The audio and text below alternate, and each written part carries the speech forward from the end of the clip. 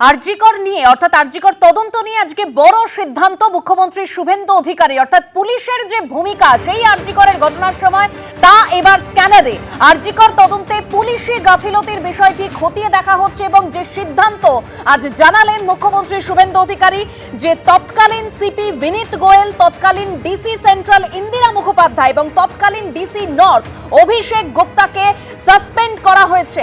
একেবারে এই সিদ্ধান্তের কথা আজকে নবান্ন থেকে জানিয়েছেন মুখ্যমন্ত্রী শুভেন্দু অধিকারী। কি বলেছেন তিনি এই আরজিকর তদন্ত নিয়ে একবার শোনাবো।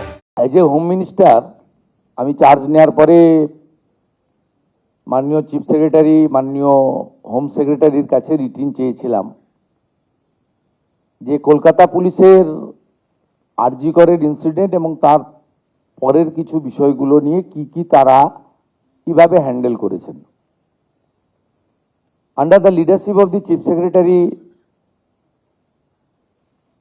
অ্যালং উইথ হোম সেক্রেটারি তারা একটা ফ্যাক্ট ফাইন্ডিং এর কাজ করেছেন গত কয়েকদিন ধরে। সেইটা দেখার পরে ইনিশিয়ালি আজকে আমরা একটা অ্যাডমিনিস্ট্রেটিভ অ্যাকশন নিলাম। এজ এ হোম মিনিস্টার আমি ডিক্লেয়ার করছি, সেটা হচ্ছে ওই সময় যে ইনসিডেন্ট ঘটেছিল তাকে মিসহ্যান্ডেলিং করা, প্রপারলি এফআইআর ইনভেস্টিগেশন ইনিশিয়ালি যে পার্টটা পুলিশের করা উচিত ছিল অ্যাজ এ ডিসিপ্লিন অর্গানাইজেশন,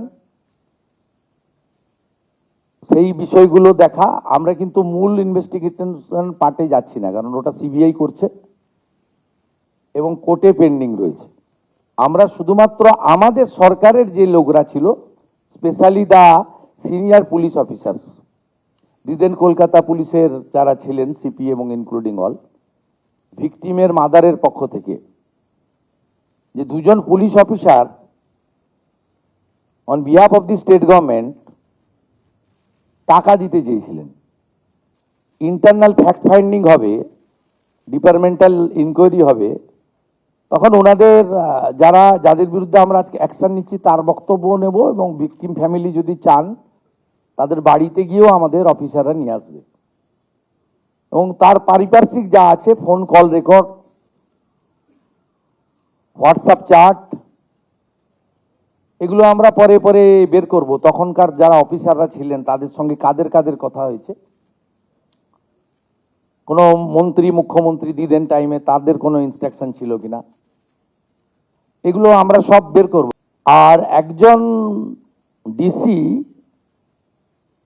তার প্রেস কনফারেন্সের অ্যাটিটিউড এবং language in front of media,